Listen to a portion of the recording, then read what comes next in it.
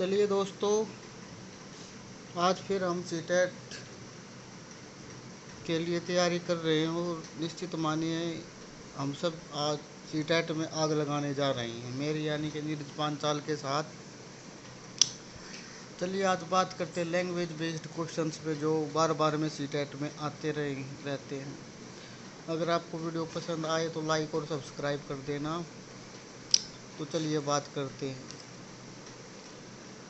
First question है, सुलेखा जब तब बच्चों के साथ बातचीत करती रहती है तो वह। ऑप्शन ए बच्चों की परीक्षा ले रही है, ऑप्शन बी समय नष्ट कर रही है, ऑप्शन सी बच्चों को भाषा अर्जित करने के लिए परिवेश दे रही है, ऑप्शन डी बच्चों को वाचाल बनाना चाहती है, यानी कि वाचाल अर्थात ज़्यादा बोलने वाला बना रही है। तो इसमें सदैव बच्चों की परीक्षा ले रही है, ये ऑप्शन भी हमारा हट जाएगा, क्योंकि बार बार में ऐसा तो करना, परीक्षा लेना ठीक नहीं है। समय नष्ट करने जैसी कोई इसमें बात है ही नहीं, क्योंकि बातचीत कर रही है तो कुछ ना कुछ ज्ञान ले रही है, दे रही है। बच्चों को वाचाल कोई नहीं बनाना चाहता कि बच्चे ज़्यादा बोल लें।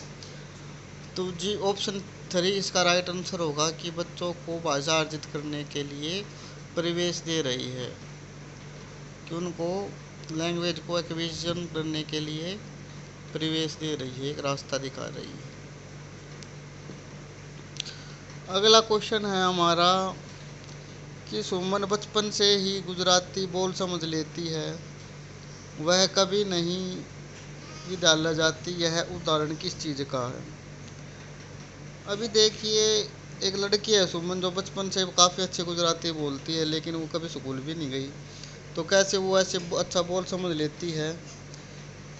तो सुमन की प्रतिभा इसमें नहीं, भाषा सीखने का नहीं, क्योंकि स्कूल में गई नहीं, भाषा के पिछड़ेपन का भी नहीं, तो भाषा अर्जन का तो है बिल्कुल लैंग्वेज एक्विजिशन, क्योंकि वह बचपन से ही गुजराती बोलती आई है, सुनती आई है, गुजरात में रह रही है, तो जाहिर सी बात है कि उसको गुजराती भाषा आ गई है। अब बात करते हैं क्वेश्चन नंबर 3 की। भाषा अर्जन और भाषा अधिगम में महत्वपूर्ण अंतर है।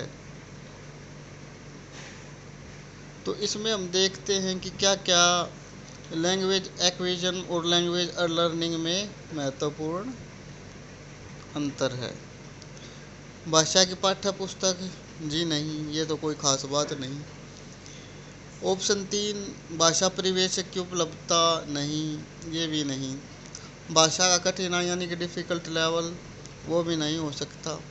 तो इसमें भाषा सीखने की पद्धति यही एक महत्वपूर्ण है, क्योंकि लैंग्वेज एक्विजिशन में तो बच्चा एक दूसरे को देख के इमिटेट करके सीखता है,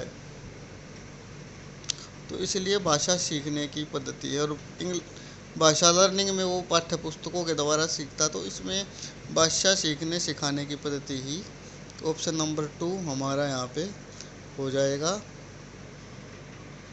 ठीक है, भाषा सीखने की सिखाने की पद्धति। फिर लैंग्वेज एक्विजिशन में महत्वपूर्ण है। लैंग्वेज क्या क्या है, भाषा के विभिन्न रूपों का प्रयोग, भाषा का व्याकरण, जी नहीं, व्याकरण का तो कोई मतलब नहीं है कि विशेषण वैसे ही सीख लेते। पाठ्य पुस्तक नहीं, बच्चा बचपन से ही पाठ्य पुस्तक पढ़ेगा शुरू से, ऐसा ज़रूरी नहीं। भाषा का शिक्षण नहीं, जब वो स्कूल में ही नहीं जाएगा तो कैसे सीखेगा। तो भाषा के विभिन्न रूपों का प्रयोग, जी हाँ, ये बिल्कुल ठीक है हमारा ऑप्शन, कि भाषा के विभिन्न प्रयोगों का प्रयोग, इससे बच्चा सीख पाता है, एक दूसरे को बोलता देखता समझता है, तो वो अपने आप ही सीख जाता है। चलिए अब बात करते क्वेश्चन नंबर 5 की। बच्चे अपने परिवेश से स्वयं भाषा अर्जित करते हैं, इनका एक निहितार्थ यह है कि बच्चे को अत्यंत सरल भाषा में परिवेश उपलब्ध कराया जाए, बच्चों को बिल्कुल भी भाषा न पढ़ाई जाए, बच्चों को समृद्धिक भाषा परिवेश उपलब्ध कराया जाए, बच्चों को केवल लक्ष्य भाषा का ही परिवेश उपलब्ध कराया जाए। तो बच्चों को अत्यंत सरल भाषा का परिवेश उपलब्ध, जी नहीं, ये भी नहीं। बच्चों को बिल्कुल भी भाषा ना पढ़ाई जाए, नहीं। बच्चों को केवल लक्ष्य भाषा का ही परिवेश उपलब्ध, ये बिल्कुल ठीक नहीं, और क्योंकि 2-3 भाषा सीखनी होती हैं। बच्चों को समृद्धि भाषा परिवेश उपलब्ध कराया जाए, जी हाँ, ये बिल्कुल ठीक है। तो इसका ऑप्शन है ये, ऑप्शन नंबर 3 इसका राइट आंसर होगा। ठीक है, अब बात करते हैं क्वेश्चन नंबर 6 की। अर्थ की गहनता को समझने में कौन सी पद्धति सर्वाधिक रूप से सहायक है? छूसवर पाठन, सहसवर पाठन यानी कि अपने आप बोलते बोलते पढ़ना, मौन पाठन चुपचाप बिना बोले पढ़ना, द्रुत पाठन या धीमा पठन। तो सहस्वर पाठन नहीं, द्रुत पाठन भी नहीं, धीमा पठन नहीं, मौन पाठन को अति उत्तम समझा जाता है, तो इसलिए इसका ऑप्शन नंबर 2 होगा, मौन पठन। क्वेश्चन नंबर 7 की बात कर लेते हैं कि शब्दों के अर्थ स्पष्ट करने की अपेक्षाकृत ज़्यादा बेहतर पद्धति है। शिक्षण द्वारा स्वयं अर्थ स्पष्ट करना, वाक्य प्रयोग द्वारा बच्चों को अर्थ का अनुमान लगाने का अवसर देना, शब्द कोश देखना, शब्दों की व्याख्या करना। तो इसमें देखते हैं, शिक्षण द्वारा स्वयं नहीं, फर्स्ट ऑप्शन नहीं होगा। शब्द कोश देखना, ये भी नहीं। शब्दों की व्याख्या करना, उसको एलोबरेट करना, नहीं। तो इसमें हमारा ऑप्शन नंबर 2 होगा, ठीक। सब वाक्य प्रयोग द्वारा बच्चों को अर्थ का अनुमान लगाने का अवसर देना, तो ये आपका सबसे अच्छा आंसर होगा। क्वेश्चन नंबर 8 की बात कर लेते हैं।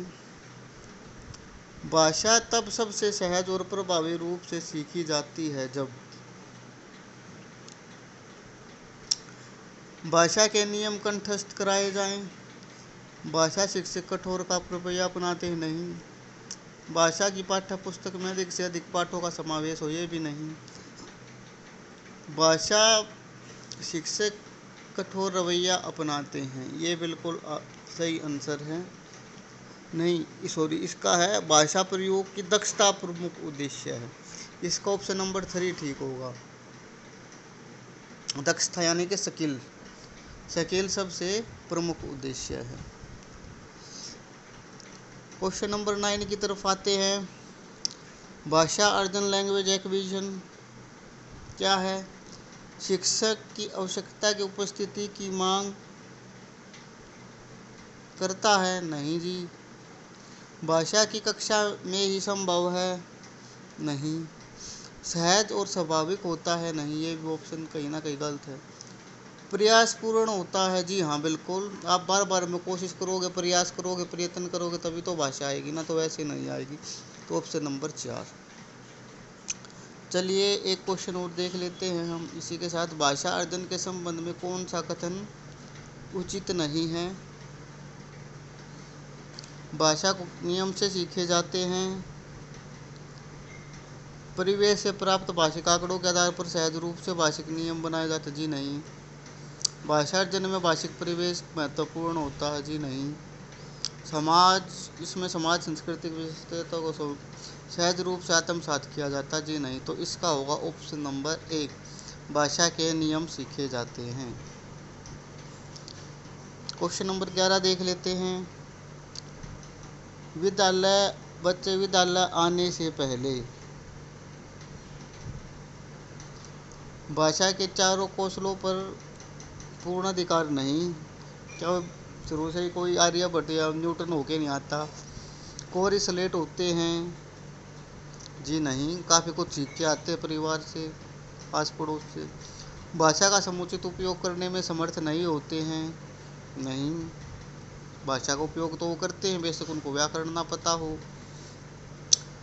तो इसका 2 आंसर ठीक रहेगा। अपनी भाषा के नियम में व्यवस्थित की व्यवहारिक कुशलता के साथ होते हैं। क्वेश्चन नंबर 12 देख लेते हैं। भाषा सीखने के लिए कौन सा कारक सर्वाधिक महत्वपूर्ण है? भाषा के व्याकरणिक नियम, नहीं। पाठ पर आधारित प्रश्नोत्तर, नहीं। भाषा की पाठ्य पुस्तक, नहीं। समृद्धिक भाषा वातावरण, जी हाँ, इसका फर्स्ट होगा। क्वेश्चन नंबर 13 देख लेते हैं। भाषार्जन और भाषाधिगम के संदर्भ में कौन सा कथन सही नहीं है? सांस्कृतिक विभिन्नता भाषार्जन और अधिगम को प्रभावित करने वाला महत्वपूर्ण कारक है? जी नहीं। भाषार्जन में विभिन्न संकल्पनाएं मातृभाषा में बनती है? जी नहीं। भाषा अर्जन सहज और स्वाभाविक होता है जबकि भाषाधिगम प्रयासपूर्ण होता है? जी नहीं, बिल्कुल गलत।